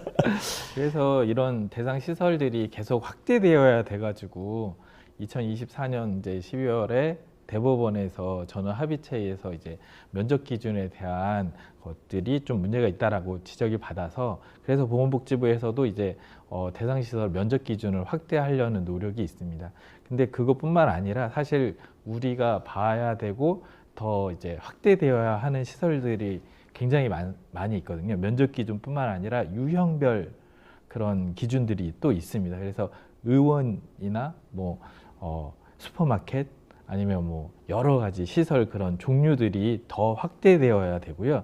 또 그 시설 안에서도 세부 그런 항목들이 있습니다. 가령 이제 화장실이 의무인 곳이 있고 의무가 아닌 곳이 있습니다. 그러면 승강기가 의무인 곳이 있고 의무가 아닌 곳이 있고 그래서 그런 세부 시설 항목들이 또 확대되어야 되는 상황이 있고요.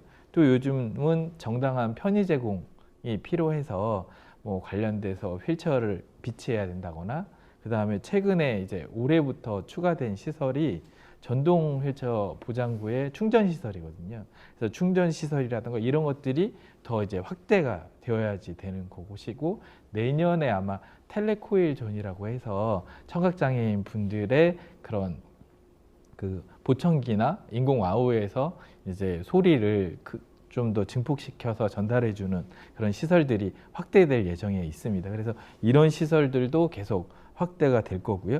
또 편의법엔 들어있지 않지만 아까 우리가 논의했던 키오스크와 관련된 내용들도 결국에는 이거를 유지 관리하는 그런 관리 체계 안에 요 편의법에 대한 그런 관리 체계가 좀 보완이 돼서 사후 관리에 이런 체계가 마련이 되어야 되는데 지금 현재로서는 그런 상황과 내용들이 이루어지지 못하고 있어서 그런 것들이 좀 더 시급히 보완이 되어야 될 상황이라고 생각합니다. 우리가 그 이제 처음에 그 주출구 진입로 쪽이 있고, 그다음 내부 시설이 있고, 뭐 계단이라든가 복도 같은 게 있겠죠. 그다음에 뭐 위생 시설 그래서 화장실이라든지 뭐 이런 게 있고, 그다음에 안내 시설 뭐 이런 게 있잖아요. 네네네. 그러면 이제 장애 유형별로 뭐 점자 블럭을 설치해라, 시각장애 같으면 음성 유도기를 설치한다거나 뭐 이런 것들이 점자 표지판이나 뭐 이런 것들 속지도를 만든다거나 이런 게 있을 것 같고, 또 우리가 지체장애 같은 경우는 뭐 계단 턱 같은 게 없어야 된다. 네네. 예, 턱이 2cm 이하죠. 네네. 설정하는 게. 그래서 그다음에 문폭이 90cm는 돼야 이제 휠체어가 통과할 수 있다. 그래서 네네네. 그것을 갖추어라. 그리고 장애인 화장실은 이제 별도로 이제 설치를 해라. 뭐 이런 것들이 예를 들면 있다고 치면요. 그러면 이제 확대라는 게 의미가 여러 가지가 있을 것 같아요. 첫째는 편의시설에 금방 말씀드린 점자 블록이라든가 뭐 턱이라든지 이런 요소들을 좀 더 추가할 게 있어서 확대하라는 것일 수도 있고, 그다음에 의무적으로 설치하는 시설이 있는데 그 시설들을 의무가 아니던 걸 의무로 만들어서 확대해달라는 것도 있을 수 있고, 예, 편의시설 제품을 확대하는 거냐 아니면 시설을 확대하는 거냐, 뭐 이런 여러 가지 확대 문제가 있을 텐데 가장 시급한 확대의 예를 좀 들어주면 이런 거는 지금 당장 불편해서 반드시 확대됩니다라는 게 있으세요? 그 여러 시설 유형 중에 가장 필요하고 의무적으로 가야만 하는 시설들이 우선 적용이 되어야 된다라고 생각이 들거든요. 가령 예를 들자면 이제 의원 같은 경우죠. 의원은 이제 조그만 이제 동네 병원이라던가 이런 병원들을 빨리 더 신속하게 설치를 해야지 되는데, 요게 또 건축 행위가 발생하지 않으면은 설치 의무가 없다 보니까 새로 만든 건물에만 적용이 된다. 그렇죠. 예. 그래서 건축 행위가 없이 이제 구축 건물에 그대로 의원이라는 용도로 시설이 운영이 되고 있으면은 그 의원이 빠지고 다른 의원이 들어가더라도 같은 의원이라는 용도로 그대로 있기 때문에 특별한 그런 건축 행위라고 생각하지 않기 때문에 그 건물은 결국 계속 편의시설 설치가 의무가 되지 않습니다. 그래서 이런 그런 꼭 필요한 시설 같은 경우에는 편의시설을 설치를 오히려 지원해줘서 지원을 통한 편의시설 설치를 유도를 한다거나 이런 정책과 제도가 운영이 되어야 됩니다. 특히 코로나 때 약국이 편의시설 설치 그런 건축행위가 없을 경우에는 계속 유지가 되다 보니까 마스크라던가 코로나 관련 뭐 여러 가지 의약품을 구입하거나 할 때 어려움들이 많으셨었거든요. 휠체어 타고 마스크 사러도 못 간다. 네, 그렇습니다. 그래서 문 앞에서 약사 보고 갖다 달라고 해야 되는 상황이 많이 있었거든요. 지역에서 특히. 그래서 그런 상황들이 빨리 개선이 되어야 된다고 생각이 듭니다. 우리 키오스크는 기존에 키오스크 있는데 내년부터는 전부 다 접근성 돼 있는 걸로 다 바꿔야 됩니다. 의무적으로. 그래서 우리는 이거 새 거 아니고 기존에 쓰던 건데 그래도 안 돼요. 그런데 건물은 새로 지은 건물에만 이 편의시설을 검사를 한단 말이죠. 네. 그러면 기존에 있는 것도 바꾸라고 하면 일정 시간을 두고 바꾸라고 하고 뭐 꼭 돈을 지원을 해야 되나요? 그거 다 지원하려고 그러면 예산 만들고 하려면 더 힘드니까 어차피 주인이 어떤 건물주가 그 건물의 그 품질이 좋아지는 건데 네. 어차피 그 일정 시간을 주고 바꾸라고 하면 안 될까 싶은데 이걸 그 기존 시설도 좀 더 아니면 큰 것부터 뭐 어떤 특정한 뭐 문화시설이라든가 일정 어떤 시설들은 기존 것도 좀 하라든가 그렇게 좀 해볼 수 있는 가능성은 없나 싶긴 한데 우리 어떻게 생각하세요? 장애인 당사자 입장에서는 그렇게 되면 좋죠.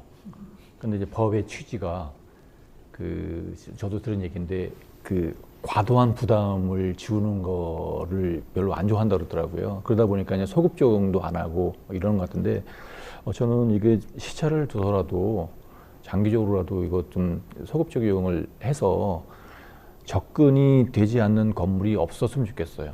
그러니까 저의 예를 잠깐 들으면 저는 이제 사고가 한 40년 전에 났잖아요. 그러니까 40년 전에 휠체어를 타고 다녔던 환경과 최근의 환경은 너무너무 달라요. 좋아지긴 했죠. 네, 좋아졌어요. 많이 좋아졌고, 좋아졌다는 거는 뭐냐면 신뢰가 생긴 거예요. 이 사회나 약속을 할 때 거기 가면은 옛날에는 거기 가면 화장실 있어, 턱 있어, 주차장 있어 물어보고 확인하고 가야 되는데 지금은 있을 거야 라고 그냥 기대고 가거든요. 가면 있어요. 근데 문제는 양쪽으로는 많이 이제 확대가 돼서 양쪽으로는 좋아졌는데 질적인 문제가 또 생기는 거예요.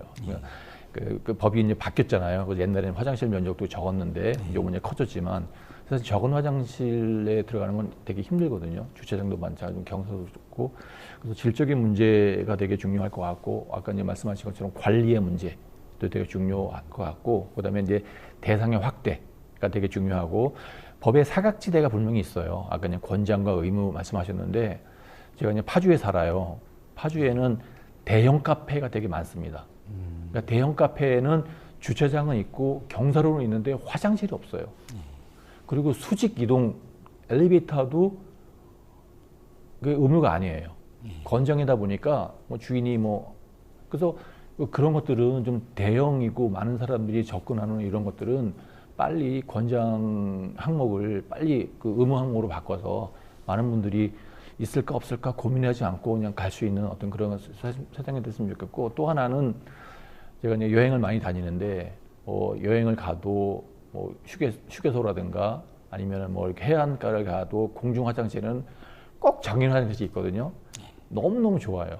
그리고 과거에는 거기 화장실 안에 진들을 막 잔뜩 해놨는데 하도 신고도 하고 막 이러다 보니까 요즘 그게 많이 개선이 됐어요. 그러니까 질적인 팽창도 필요하고 양적인 팽창도 필요하고 이런 것들이 이제는 속도가 좀 붙었으니까 좀 해야 되지 않을까 그런 생각을 합니다. 화장실이 배리어프리 인정 대상이기 때문에 획기적으로 화장실은 개선이 되지 않았을까 그런 생각이 좀 듭니다. 다른 것들도 어쨌든 법이 좀 앞서 나가면 해결될 문제 아닌가 싶긴 한데 금방 정당한 편이라고 했어요. 근데 영어로는 이게 reasonable이잖아요. 그래서 합리적인이라는 말을 쓰는데 우리는 합리적이라고 하면 핑계를 대서 이거는 안 합리적이다, 너무 부담스럽다라고 자꾸 이야기하니까 우리는 정당한 편의 제공, 이게 장애인의 권리다라는 것을 더 강조해서 그런 표현을 쓰는데 보통 정당하냐 안 하냐 문제 판단 기준이 국가인권위원회에서는 이거를 하게 되면 거기 회사가 문을 닫을 정도로 과다하냐. 그렇지 않다면 똑같은 고객이니까 차별하지 마라라는 건데, 근데 이게 좀 부담스러운 걸 다 이게 과도한 부담이라고 생각을 하거든요. 그래서 이게 과도한 부담에 대해서 그렇지 않다라는 설득을 어떻게 해 나갈 수 있을 것 같아요? 어떻게 하면 좋겠어요, 이거? 다들 핑계대고 안 할 건데. 그래서 편의시설 설치 조항에는 네. 완화라는 조항이 있거든요. 이게 이제 다른 건축이라든가 이런 법에서는 완화와 관련된 규정이 없습니다. 네. 그런데 이제 편의시설 같은 경우에는 구조적으로 도저히 허물고 새로 지을 수가 없지 않느냐. 그러면 그러한 상황에 대해서 이제 완화를 받아서 이제 진행을 할 수 있도록 제도가 운영되고 있고요. 또 이제 그러한 부담들도 이제 기준 이상에서 합리적으로 수준을 넘는다 했을 경우에도 이제 완화를 이제 절차를 진행할 수 있도록 하고 있기 때문에요. 그 정도에 대해서는 어느 정도 편의법에서는 이제 양보 아닌 양보를 하고 있는 상황이라고 생각이 들고요. 또 다른 이제 이슈 문제라고 제가 생각되는 거는 사후관리 체계가 편의법은 너무 사후관리 체계가 좀 미흡하다라는 상황이 있다라고 생각이 들거든요.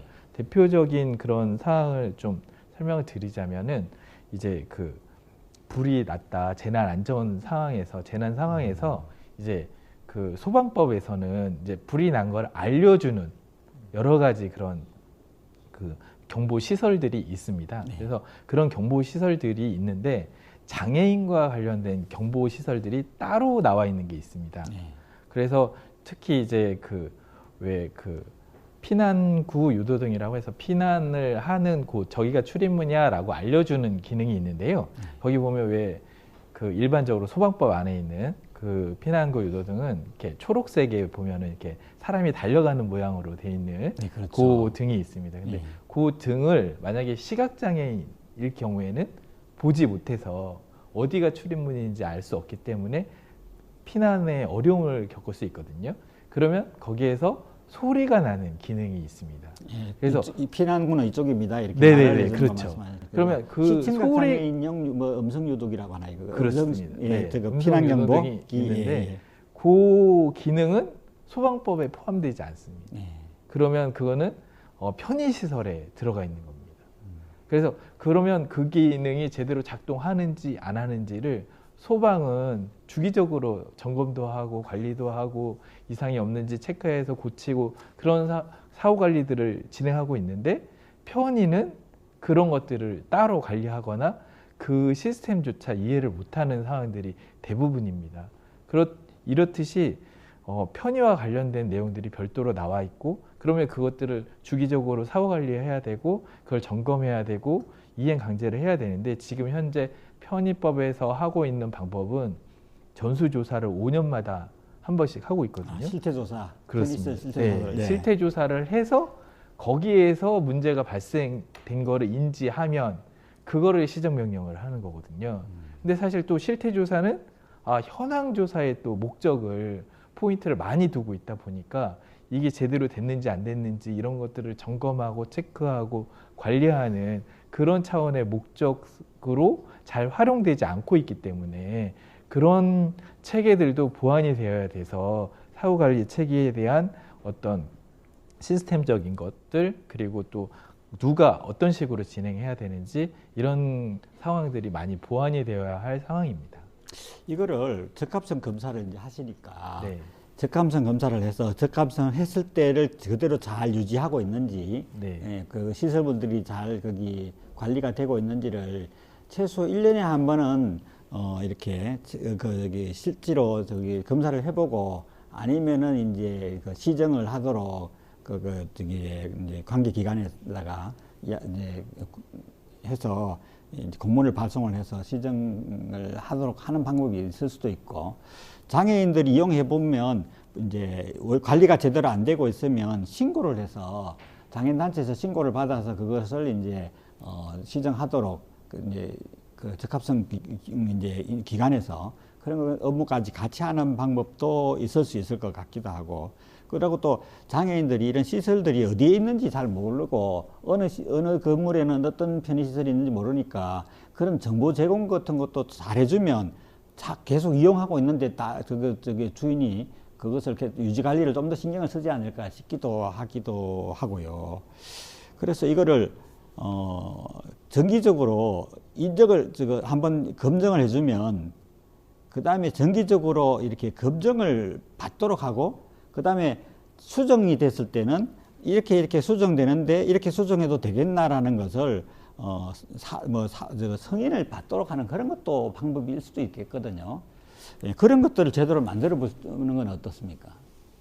네네, 그런 관리 체계라던가 이제 그런 정기적인 그런 것들이 이제 더 필요한 상황이라고 생각이 됩니다. 아까 말씀드렸다시피 정당한 편의 제공을 위한 그런 설치물들이 계속 늘어나고 또 관련된 기기나 이런 것들도 늘어나고 키오스크라던가 다른 그런 기기들을 설치해야 되는 상황들이 계속해서 이어서 발생하고 있기 때문에 그런 제도들이 보완이 되어야지 되고 또 그게 반드시 필요한 상황이라고 생각이 됩니다. 장애인들 때문에 피해를 당한다라고 생각하는 사람들이 생기면 이게 이제 계층 간의 위화감이 생기는 거라서 굉장히 없어져야 될 문제인데, 결국은 비용 없이 인권 향상은 없다라는 얘기를 할 수밖에 없을 것 같아요. 근데 이제 모든 장애 관련 정책이 비용을 지불하지 않으면서 하려고 하다 보니까 이런 식으로 이제 폐해가 생길 수밖에 없는데요. 뭐 약간 마무리에 해당하는 내용이라서 너무 빠를 수 있겠는데, 이 적합성 검증이나 BF 인증이 우리 생활과 직결되지만 목적도 다르고 대상도 다르고 평가 방식 체계도 다르고 다르잖아요. 근데 또 유니버설 디자인도 또 강조되고 있는 상황이라서 현장에서는 건축주나 뭐 관련자들 입장에서는 이건 뭐고 이건 뭐고 이건 뭐냐, 왜 장애인들이 우리를 이렇게 힘들게 하느냐, 이렇게 될 수밖에 없는 구조인 것 같거든요. 그래서 이 UD법도 지난 국회에서 발의됐고 이번 회기에서도 발의가 될 예정인데, 근데 지난 저기에서는 여전히 기준 위주로 이거를 이제 기준을 제시하고 뭐 센터를 만들고 이런 식으로 발의가 되었다라면 좀 확장해서 아예 처음부터 기획 단계부터 장애인이 배제되지 않을 수 있는 이런 식으로 접근을 해서 국가가 비용을 지불해서 인센티브도 제공하면서 유디적인 사고가 아예 그냥 문화로 정착할 수 있도록 이런 이제 좀 비전을 가지고 정책이 마련돼야 하고, 그 다음에 이 세 가지가 지자체에서는 유디 조례도 되게 많잖아요. 그래서 이 세 가지가 좀 실제로 이 이해 당사자 입장에서는 충돌되거나 번거롭고 거추장스럽고 자신들의 일을 방해하는 어떤 요소가 되지 않을 수 있도록 정비하는 것도 굉장히 중요하다고 보여집니다. 마무리 질문을 한 가지만 더 드릴게요. 우리 김효진 위원장님께 좀 여쭤보고 싶은데, 서울이나 경기도 같은 경우에는 이제 민간 기업이나 이렇게 가게 같은 데서 편의시설을 갖추는 것을 지원해주는 금액 지원하는 걸 하더라고요.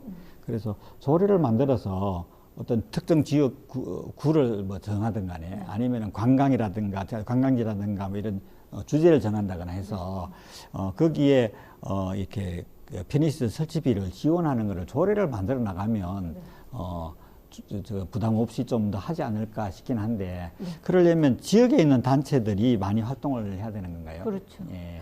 그걸 좀 활성화하려면 단체들 교육을 좀 많이 해야 되나요, 그러면? 단체들이 장애인 개개인이 다 이제 운동가가 돼야 좀 가능한 건가요? 그렇죠. 반드시 필요한 측면이라고 보여지고요. 근데 요즘은 지역 단체들도 굉장히 그 인권의식이 높아서 네. 이제 필요성에 대해서는 되게 절감을 하고 있을 거예요. 그리고 특히 이제 그걸 실현하기 위한 어떤 정치적인 통로 이런 것들도 잘 활용하고 계시더라고요. 네, 그래서 몇 군데만 먼저 앞장서서 그 시행을 해서 좀 좋은 사례를 만든다면 굉장히 전국적으로 확산될 수 있을 거라고 보여집니다. 그 모델을 자꾸 만들어야 되는군요. 그렇죠. 예. 마지막 5번째 주제입니다. AI 시대, 이 AI가 뭐 AI 바이러스 이야기하는 건 아니고 인공지능을 이야기하는 것 같은데요. 장애인 복지 정책의 그 기대와 이 우려점들이 있는 것 같습니다. 우리 장애인 단체 총연합에서 매년 차차통통이라고 해서 차이가 차별되지 않는 뭐 소통의 통로, 이걸 줄여서 차차통통이라고 하더라고요. 장애인들이 이제 자기들이 이제 감수성을 가지고 평소에 이런 제도가 있었으면 좋겠다, 이런 것들을 제안을 받아서 시상을 하는 건데요. 그리고 그 제도 중에서 정말 필요한 제도라고 하면 그것을 정부에 건의해서 정책을 만들어가는 이제 그런 프로그램을 운영하고 있거든요. 올해 거기에 그 차차통통에 제한된 것이 한 70여 가지가 있는 중에서 12가지가 AI에 관한 것이었어요. 예를 들면은 심지어는 뭐 활동 지원의 부정수급을 AI가 감독을 하면 어떨까, 뭐 이런 것도 있었고, 로봇을 만들어서 AI가 좀 도와주는 걸 하면 어떨까, 또는 뭐 자기 결정권을 하는 거를 AI가 좀 도와줄 수 있지 않을까, 뭐 시각장애 길 안내를 인공지능에서 장애물을 알려주면 안 되겠느냐, 그런 것도 있었고, 그 다음에 뭐 각종 정부가 개인한테 필요한 정보를 이제 AI가 선별을 해서 그 개인한테 맞춤형으로 어떤 서비스를 이용하는 것들을 도와주는 그런 AI를 만들면 어떨까, 뭐 다양한 이야기들이 나왔어요. 그래서 이게 AI가 장애인들한테 상당히 이제는 관심을 끄는 거구나라는 생각이 들고 있는데요. 원래 기술은 불편한 사람들이 불편하지 않으려고 만드는 거니까 가장 불편한 사람한테 먼저 적용하는 것이 기술의 어떤 임무라고도 할 수 있을 것 같거든요. 그래서 AI가 장애인의 삶을 어떻게 변화시킬 수 있을 것 같은지 한 말씀씩 좀 해주시면 좋겠어요. AI 뭐 온통 AI로 도배가 되고 있잖아요. 근데 정작 뭐지? 이라는 생각이 드는 거예요. 그러니까 우리가 되게 헷갈리는 것 같아. AI 기술, AI가 인공지능이잖아요. 기술 안에 뭐 로봇도 있고, 이게 넓은 의미에서는 같은 것 같기도 한데, 또 어디에서는 또 어떤 데이터를 이용해 가지고 뭔가 그 예측을 하게 하는 이런 것들도 뭐 인공 얘기를 하는데, 아까 말씀하신 것처럼 뭐 돌봄이라든가 이런 것들은 우리나라에는 데이터는 엄청 많다고 그러더라고요. 심평원이든 어쨌든 우리가 모든 그 행위에는 다 데이터가 발생하니까 그 데이터를 어떻게 활용해서 하게 되면 아마 장애인들의 삶이 되게 좋아질 것 같고요. 저는 이런 생각을 많이 해요. 장애인 단체도 인공지능을 잘 활용을 하면 사실은 장애인 단체에서 하는 행위들이 거의 1년 동안 반복이 되는 거잖아요. 재무나 회계나 이런 것들. 그런데 실질적으로 재무, 회계, 행정 이런 것들이 사실 거기에 몰두하다 보니까 실질적으로 단체가 해야 되는 어떤 휴먼 서비스라든가 정책 개발을 못하게 되게 많더라고요. 그래서 이런 그 재무, 회계, 행정 이런 거를 AI를 통해서 뭔가 자동적으로 해줄 수 있는 게 있지 않을까? 그래서 이런 걸 하는 뭐 착한 기술 무슨 그 단체가 있는데 여기서는 이걸 지금 시도를 하고 있어요. 그래서 이런 것처럼 실질적으로 장애인 단체가 AI를 통해서 인공지능 기능을 활용해서 반복되는 이런 것들을 뭔가 거기에 맡기고 그 사람은 진짜 우리가 해야 될 일에 집중하는 어떤 이런 것들에 대해서 고민도 많이 해야 될 것 같고요. 제가 얼마 전에 이제 모 단체의 그 대표님하고 이제 이런 얘기를 하다가 둘이 이제 합이 맞아서 이거 한번 해보자. 그래서 이제 그 장애계 내에서도 AI 갖고 뭘 할 수 있는 것에 대한 뭐 위원회든 포럼이든 이런 걸 통해서 우리가 할 수 있는 것들을 좀 찾아서 먼저 선도적으로 해야 되겠다는 생각이 들어요. 굉장히 필요한 건데 이거를 또 누가 해주겠지라고 이렇게 또 이렇게 뒷짐지고 있으면 또 뒤처지고 우리는 또 후발업체가 되기 때문에 지금에서라도 이런 것 좀 해야 되지 않을까 그런 생각이 들었습니다. 김효진 위원장님은 AI가 좀 피부에 와닿으세요? 저도 뭐 그 나이도 있고 그 다음에 여성인데다가 또 저는 이제 인문학 쪽인 사람이라서 사실은 많이 멀게 느껴지고요. 근데 제 주변에 이제 장애인 후배 중에 한 사람이 최근 창업한 사람이 있는데요. 장애인일수록 아무래도 뭐 창업을 한다라는 건 취업하기 어렵기 때문에 또는 이제 경력이 단절됐기 때문에 주로 차선으로 선택하는 거잖아요. 그랬을 때 뭐 자본이 넉넉할 수가 없고요. 그런데 이 챗GPT 2, 3만 원의 월 사용료로 김대리 한 명을 고용하고 있다.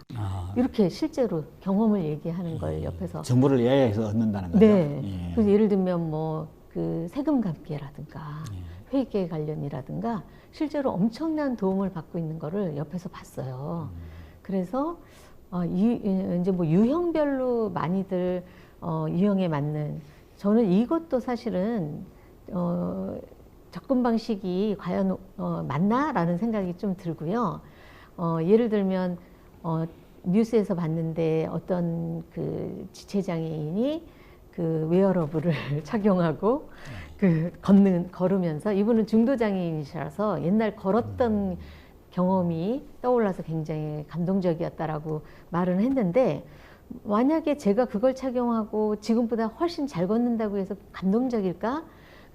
엄청난 무게와 엄청난 사이즈더라고요.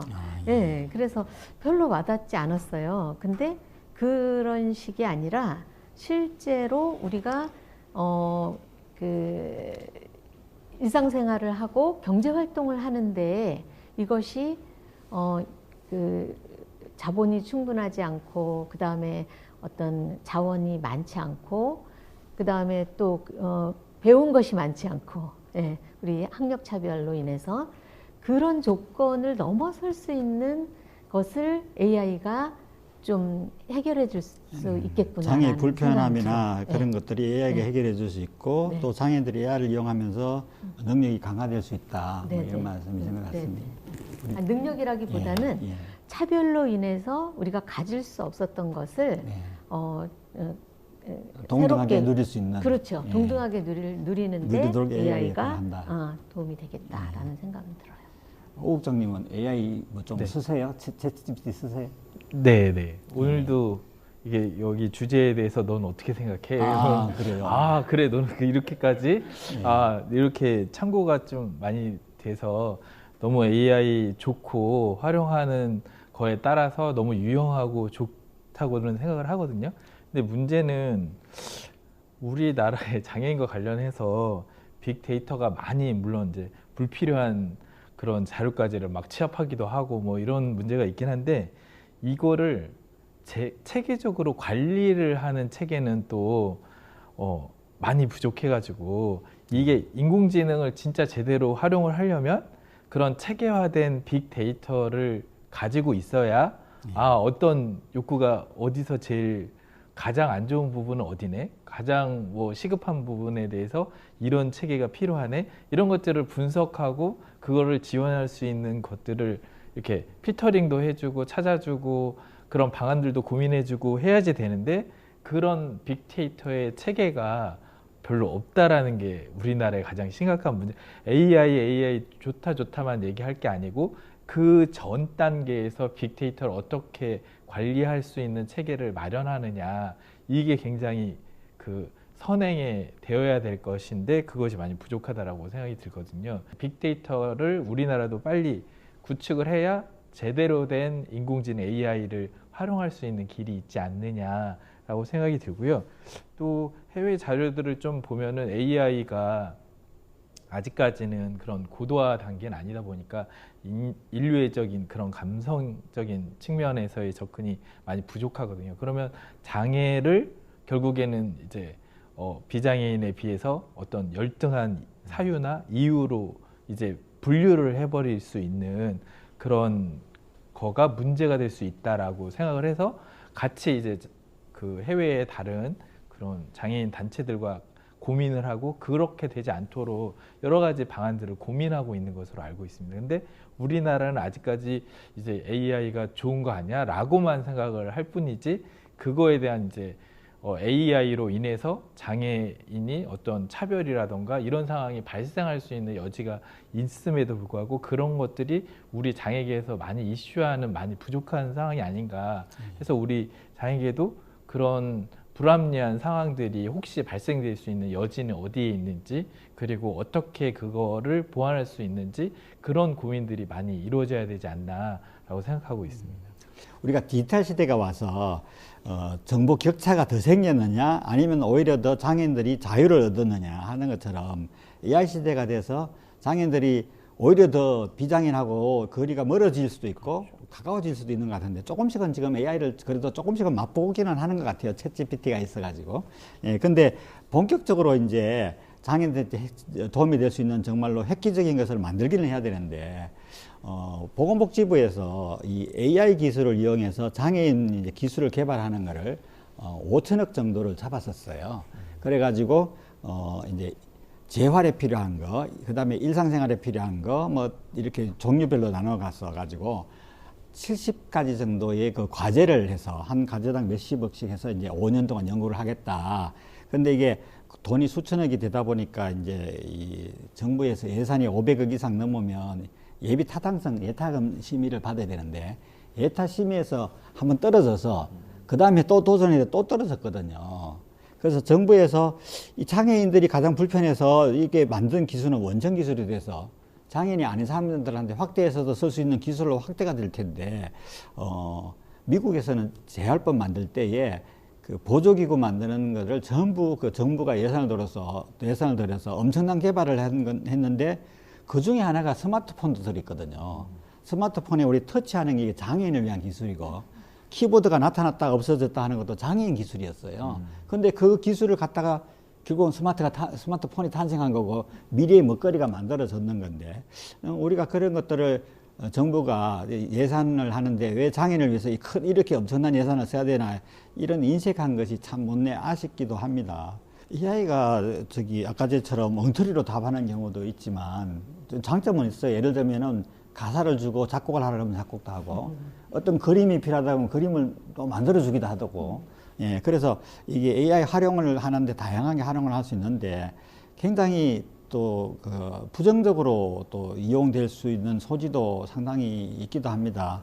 첫 번째로는 개인정보가 상당히 AI가 수집이 되면 서버에 축적이 돼서 그게 혹시 유출되거나 그럴 가능성은 없는가. 뭐 AI가 이게 좀 발달해가지고 AI를 이용해서 장애인을 상대로 해서 보이스피싱을 하면 어떡하나 이런 생각도 들기도 하고. 예. 요즘은 어떤 장애인 단체에서 전화를 하면 모르는 단체한테 전화 오면은 보이스피싱인지 않고 전화를 안 받는 경우도 많다고 하더라고요. 그래서 이런 이 피해를 어떻게 막을 수 있나 하는 문제도 상당히 심각한 문제인 것 같은데, 우리 AI에서 어떻게 하면은 장애인들이 아예 안 쓰면 피해는 없을지도 몰라요. 예. 근데 쓸 수밖에 없는 시대가 됐는데, 이렇게 활용 교육만 하는 게 아니라, 이렇게 잘 활용해서 피해를 입지 않는 교육도 좀 필요하지 않을까 싶기도 한데요.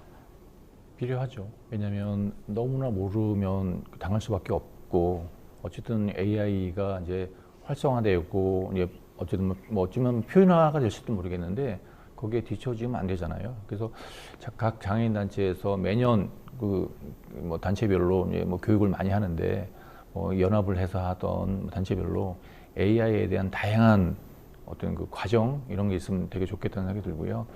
아까도 말씀드렸지만 AI를 잘 운영하려면 이게 사고가 굉장히 중요하다고 해요. 그래서 인문학에 대한 것도 같이 좀 발전시키면 되게 좋겠다는 생각이 들었습니다. 어쨌든 AI 시대가 됐는데 또 우리가 아까 뭐 디지털 시대도 늦춰지고 모든 시대가 늦춰지면 안 되는 것처럼 AI 시대만큼은 우리 장애계가 좀 뒤처지지 않고 뭔가 좀 같이 보조를 할 수 있게 장청년을 중심으로 한번 좀 이런 것들에 대한 계획을 좀 잘 세워서 했으면 좋겠습니다. 예. 지금까지 우리가 이야기한 것이 장약에 이제 뜨겁게 원래 됐던 이야기들인데요. 패널 여러분과 굉장히 깊이 있는 이야기를 했던 것 같습니다. 오늘의 논의가 장애인계뿐만 아니라 비장애인계 그리고 복지 전체에 굉장히 기여를 많이 할 수 있는 이야기가 되었으면 좋겠다 싶습니다. 내년에는 좀 더 우리에게 긍정적이고 좀 더 우리가 환영하고 기뻐할 수 있는 소식들이 많았으면 좋겠는데요. 출연해 주신 세 분 패널 분들 굉장히 고생 많이 하셨습니다. 그리고 끝까지 경청해 주신 시청자분들에게도 감사를 드립니다. 이상으로 2025 장애계 핫이슈 탑5 토크쇼를 마치도록 하겠습니다. 감사합니다.